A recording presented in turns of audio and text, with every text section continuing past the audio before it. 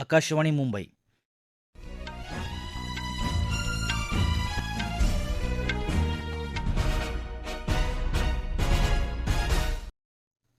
अभय धुमाळ राष्ट्रीय बातम्या देत आहे. ठळक बातम्या.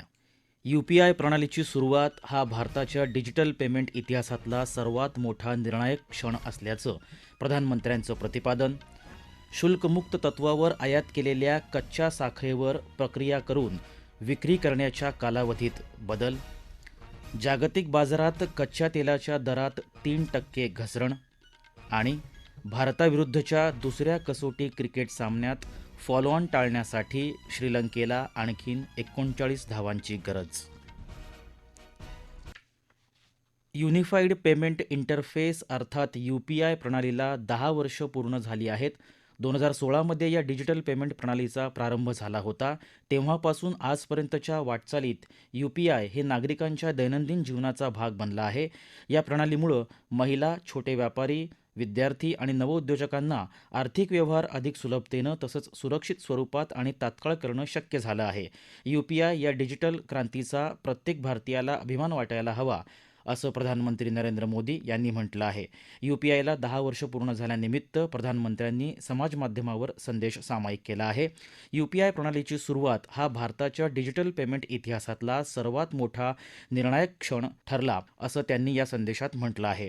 केंद्रीय गृहमंत्री अमित शाह यांनी देखील UPIला 10 वर्ष पूर्ण झाल्याबद्दल आनंद व्यक्त केला आहे. UPI ही जगातली सर्वात मोठी रिअल टाईम पेमेंट व्यवस्था असल्याचं त्यांनी म्हटलं आहे. केंद्र सरकारनं शुल्कमुक्त तत्वावर आयात केलेल्या कच्च्या साखरेवर प्रक्रिया करून तिची विक्री करण्याच्या कालावधीत बदल केला आहे. यानुसार आता आयातदारांना बिल ऑफ एंट्री दाखल केल्याच्या तारखेपासून जास्तीत जास्त 2 महिन्यांच्या आत कच्च्या साखरेचं रिफाइंड साखरेमध्ये रूपांतर करून ती देशांतर्गत बाजारात विक्रीसाठी उपलब्ध करावी लागेल. आगामी सणासुदीच्या काळात देशांतर्गत बाजारात साखरेची उपलब्धता वाढावी आणि किमतींवरचा ताण कमी करता यावा यासाठीच्या प्रयत्नांचा भाग म्हणून सरकारनं हा निर्णय घेतला आहे. परकीय व्यापार महासंचालनालयानं ऑगस्ट महिन्याच्या सुरुवातीला टॅरिफ रेट कोटा योजनेअंतर्गत 10 लाख टन कच्च्या साखरेच्या आयातीला परवानगी दिली होती. या आयात केलेल्या कच्च्या साखरेवर प्रक्रिया करून ती 31 ऑक्टोबरपर्यंत देशांतर्गत बाजारात विकण्याची कालमर्यादा निश्चित केली गेली होती. मात्र देशांतर्गत बाजारात साखरेच्या दरात झालेल्या वाढीच्या पार्श्वभूमीवर आता ही कालमर्यादा बिल ऑफ एंट्री दाखल केल्याच्या तारखेपासून जास्तीत जास्त 2 महिन्यांची केली गेली आहे. इतर कोणत्याही अटी आणि शर्तीमध्ये बदल केला नसल्याचं सरकारनं स्पष्ट केलं आहे. साखरेच्या दरात आज पुन्हा 1 रुपयानं वाढ झाली आणि 1 किलो साखरेचा दर जवळपास 64 रुपयांपर्यंत गेला. ग्राहक व्यवहार मंत्रालयानं एकत्रित केलेल्या आकडेवारीनुसार गेल्या महिन्यात सुमारे 49 रुपये प्रति किलो या दरानं साखर मिळत होती. महिनाभराच्या कालावधीत यात 31% वाढ झाली आहे.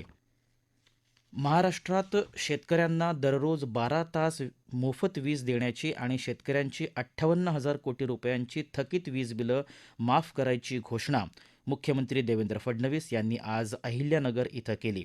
सध्या राज्यातल्या 75% शेतकऱ्यांना दिवसा 8 तास वीज मिळत असल्याचं त्यांनी सांगितलं. आत्तापर्यंत 12,50,000 शेतकऱ्यांच्या खात्यामध्ये कर्जमाफीची रक्कम जमा झाली असून एकंदर 56 लाख शेतकऱ्यांना कर्जमाफी देण्याची प्रक्रिया सुरू असल्याची माहिती त्यांनी दिली. राष्ट्रपती द्रौपदी मुर्मू यांनी ईद ए मिलाद उन नबीच्या पूर्वसंध्येला देशवासियांना शुभेच्छा दिल्या आहेत. ईद ए मिलाद उन नबी हा प्रेषित मुहम्मद यांच्या शिकवणुकीचं स्मरण करण्याचा सण आहे. प्रेषित मुहम्मद यांचे उदात्त विचार देशवासियांना सर्वसमावेशक आणि विकसित राष्ट्र उभारण्याच्या कार्यात सक्रिय योगदान देण्यासाठी प्रेरित करतात, असं राष्ट्रपतींनी आपल्या संदेशात म्हटलं आहे. या राष्ट्रीय बातम्या आकाशवाणीच्या मुंबई केंद्रावरून देत आहोत. आकाशवाणी मुंबईच्या एअर न्यूज मुंबई या इंस्टाग्राम पेजवर तुम्हाला दिवसभर महत्त्वाच्या बातम्या वाचता येतील. राष्ट्रीय बातमीपत्रात आपलं पुन्हा एकदा स्वागत. जागतिक बाजारात कच्च्या तेलाच्या दरात आज 3% घट झाली. दिवसाच्या व्यवहारादरम्यान ब्रेंट क्रूडचे दर 3.4% घसरून प्रति बॅरल $89 आणि 1 सेंटवर आले. तसंच वेस्ट टेक्सास इंटरमिजिएट क्रूडचे दर 3.6% घसरून प्रति बॅरल $81 आणि 94 आले. भारत आणि श्रीलंका यांच्यात कोलंबो इथं सुरू असलेल्या दुसऱ्या कसोटी क्रिकेट सामन्याच्या तिसऱ्या दिवसअखेर श्रीलंकेसमोर फॉलोऑनचा धोका कायम आहे. आजचा खेळ थांबला तेव्हा श्रीलंकेनं आपल्या पहिल्या डावात 8 बाद 265 धावा केल्या होत्या. सोनल 85 तर लाहिरू 8 धावा करून खेळपट्टीवर टिकून आहेत.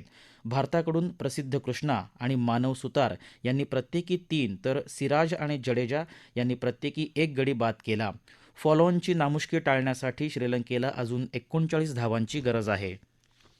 इतर मागासवर्गीय प्रवर्गाच्या क्रीमी लेअर निकषासंदर्भात केंद्र सरकारनं दाखल केलेल्या याचिकेवर सुनावणी करण्यासाठी विशेष पीठाची स्थापना करावी या विनंतीवर विचार करायला सर्वोच्च न्यायालयानं होकार दिला आहे. सर्वोच्च न्यायालयानं 11 मार्चला दिलेला निकाल 2025च्या नागरी सेवा परीक्षेच्या उमेदवारांना लागू होतो की नाही याबाबत स्पष्टता मिळावी अशी मागणी केंद्र सरकारनं आपल्या याचिकेतून केली आहे. भारतीय प्रकाशक महासंघाकडून दिल्या जाणाऱ्या उत्कृष्ट पुस्तक प्रकाशन पुरस्कारांमध्ये माहिती आणि प्रसारण मंत्रालयाच्या प्रकाशन विभागाला 7 पुरस्कार मिळाले. विभागानं प्रकाशित केलेली पुस्तकं, संदर्भ साहित्य आणि नियतकालिकांना विविध श्रेणींमध्ये बहुमान जाहीर झाले. देशाचा विकास, साहित्य, संस्कृती, कला आणि समकालीन विषय वाचकांपर्यंत पोहोचवण्यात हे साहित्य महत्त्वाची भूमिका बजावतं आणि हे पुरस्कार म्हणजे विभागाचे अधिकारी आणि कर्मचाऱ्यांचे कष्ट, समर्पणभाव आणि कर्तृत्वाचं प्रतीक आहे, असं प्रतिपादन प्रकाशन विभागाचे महासंचालक डॉक्टर धीरज कांकडिया यांनी केलं. भारत चीन सीमा प्रश्न आणि दोन्ही देशांमधील संबंध सुधारण्याबाबत भारताचे राष्ट्रीय सुरक्षा सल्लागार अजित डोवाल यांनी आज बीजिंगमध्ये चीनचे परराष्ट्र मंत्री वांग यी यांच्याशी विशेष प्रतिनिधी स्तरावर चर्चा केली. येत्या 12 तारखेला नवी दिल्लीत होणाऱ्या ब्रिक्स शिखर परिषदेसाठी चीनचे राष्ट्राध्यक्ष शी जिनपिंग यांच्या नियोजित दौऱ्याच्या पार्श्वभूमीवर ही चर्चा होत आहे. या चर्चेपूर्वी 2 दिवसांच्या दौऱ्यासाठी काल बीजिंगला पोहोचलेल्या डोवाल यांनी चीनचे उपराष्ट्राध्यक्ष हान झेंग यांची भेट घेतली. परराष्ट्र व्यवहार मंत्री डॉक्टर एस जयशंकर यांनी रशियाचे अध्यक्ष व्लादिमीर पुतिन यांची भेट घेतली. यावेळी दोन्ही नेत्यांनी परस्पर व्यापार, ऊर्जा, खतं आणि अणु सहकार्य या क्षेत्रांमधले आर्थिक संबंध दृढ करण्यावर भर दिला. डॉक्टर जयशंकर यांनी रशियाचे उपप्रधानमंत्री डेनिस मंतुरोव यांच्यासोबत भारत आणि रशियाच्या आंतरसरकारी आयोगाच्या बैठकीचं सहअध्यक्षपदही भूषवलं. जयशंकर यांनी काल रात्री मॉस्को इथं रशियाचे परराष्ट्रमंत्री सर्गेई लाव्हरोव यांच्यासोबत विविध मुद्द्यांवर चर्चा केली. उच्च तंत्रज्ञान क्षेत्रातल्या कंपन्यांना भारतात उत्पादन सुविधा उभारताना यंत्रसामग्री आणि सुट्या भागांसाठी भारतीय मानक ब्युरोचं जे प्रमाणीकरण लागतं त्यातून जपानसह इतर देशांच्या कंपन्यांना सूट देण्यासाठी आराखडा तयार करायचं काम सुरू आहे, अशी माहिती केंद्रीय वाणिज्य आणि उद्योग मंत्री पियुष गोयल यांनी दिली. त्यांनी आज टोकियो इथं सेमीकंडक्टर्स आणि कृत्रिम बुद्धिमत्ता क्षेत्रातल्या जपानी प्रतिनिधींना संबोधित केलं. या आराखड्यामुळे कंपन्या, उद्योग उत्पादन किंवा प्रकल्पांना गरजेनुसार या नियमामधून सूट मिळेल, असं ते म्हणाले. आदिवासी विभागाच्या वसतिगृहांमधल्या प्रवेशासाठी वयोमर्यादेची अट रद्द करत असल्याची घोषणा आदिवासी विकास मंत्री अशोक उईके यांनी केली आहे. उईके यांनी आज राज्यभरातले आदिवासी समाजातले आमदार आणि खासदारांसोबत बैठक घेतली. या बैठकीनंतर बातमीदारांशी बोलताना उईके यांनी या निर्णयाची माहिती दिली. राज्य शासनाच्या याआधीच्या निर्णयानुसार वसतिगृहातील प्रवेशासाठी 30 वर्ष वयाच्या मर्यादेची अट होती. मुंबई आणि उपनगरातल्या इतर मागासवर्गीय, आर्थिकदृष्ट्या मागास प्रवर्ग, भटक्या विमुक्त जाती आणि जमाती प्रवर्गातल्या विद्यार्थ्यांना उच्च शिक्षणासाठी शिष्यवृत्ती दिली जाणार आहे. त्यासाठी पात्र विद्यार्थ्यांना scholarship.gov.in या संकेतस्थळावर अर्ज करता येईल. भारताची व्यापक सृजनशीलता जपण्यासाठी आणि सार्वजनिक संज्ञापन बळकट करण्यासाठी केंद्र आणि राज्य सरकारमध्ये आणखीन रचनात्मक सहकार्य हवं, अशी माहिती रेडिओ आणि प्रसारण मंत्रालयाचे सचिव चंचल कुमार यांनी आज दिली. राज्य आणि केंद्रशासित प्रदेशांच्या माहिती आणि जनसंपर्क सचिवांच्या राष्ट्रीय परिषदेला ते आज बोलत होते. ठळक बातम्या पुन्हा एकदा. UPI प्रणालीची सुरुवात हा भारताच्या डिजिटल पेमेंट इतिहासातला सर्वात मोठा निर्णायक क्षण असल्याचं प्रधानमंत्र्यांचं प्रतिपादन. शुल्कमुक्त तत्वावर आयात केलेल्या कच्च्या साखरेवर प्रक्रिया करून विक्री करण्याच्या कालावधीत बदल.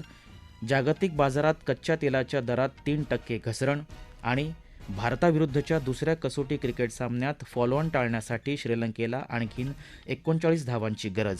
याबरोबरच आकाशवाणी मुंबई केंद्रावरचं हे राष्ट्रीय बातमीपत्र संपलं. नमस्कार.